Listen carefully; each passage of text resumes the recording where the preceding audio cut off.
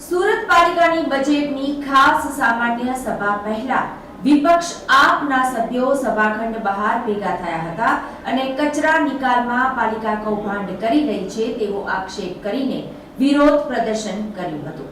પાલિકાની સામાન્ય સભા શરૂ થાય તે પહેલા સરદાર પટેલ સભાખંડ બહાર વિરોધ પક્ષ આપના કોર્પોરેટરોએ સભાખંડ બહાર પ્લે કાર્ડ લઈ વિરોધ પ્રદર્શન કર્યું હતું।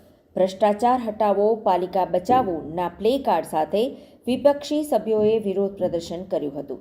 આ ઉપરાંત હનુમાન ચાલીસા સાથે વિરોધ પ્રદર્શન કરીને સભાખંડમાં પ્રવેશ કર્યો હતો।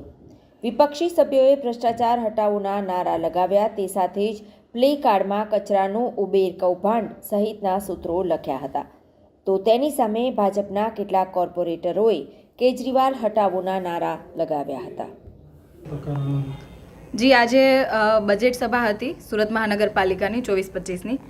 આજની આ સભામાં આમ આદમી પાર્ટીમાંથી ચૂંટાયેલા તમામ કોર્પોરેટરશ્રીઓ સાથે એટલે કે વિપક્ષ દ્વારા પ્લે કાર્ડ લઈને ભારતીય જનતા પાર્ટીના શાસકો અને વહીવટી પાંખનો અમે વિરોધ નોંધાવ્યો। પ્લે કાર્ડ લઈને અમે કીધું કે અત્યાર સુધી ભારતીય જનતા પાર્ટીએ અલગ અલગ પ્રકારના ભ્રષ્ટાચારો કર્યા, ગટરના હોય, પાણીના હોય, રોડના હોય, અનેકો ભ્રષ્ટાચાર કર્યા।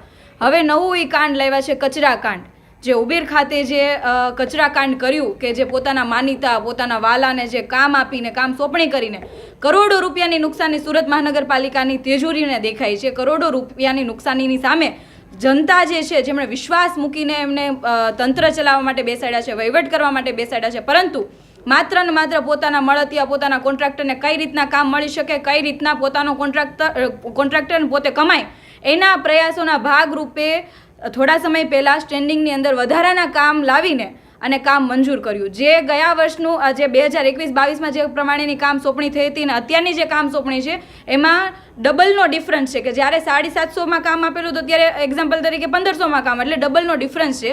આના થકી સુરત મહાનગરપાલિકાની તેજોરીને આર્થિક નુકસાન જાય છે અને આ આર્થિક નુકસાન આમ આદમી પાર્ટીના કોર્પોરેટર અને વિપક્ષ બિલકુલ નહીં ચલાવી લે।